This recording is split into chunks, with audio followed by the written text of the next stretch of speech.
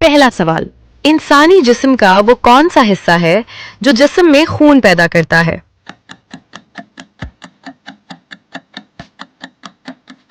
सही जवाब, जिगर। इंसानी जिस्म में कितने फीसद पानी आमतौर पर मौजूद होता है?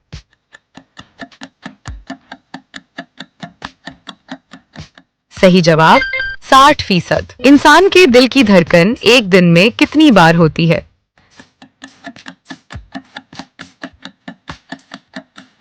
अपनी जहानत से इसका जवाब कमेंट सेक्शन में दें। रोशनी एक सेकंड में कितने किलोमीटर फासला तय करती है?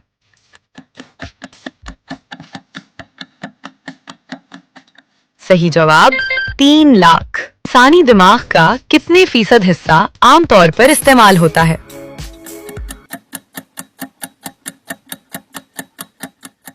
सही जवाब, 100%।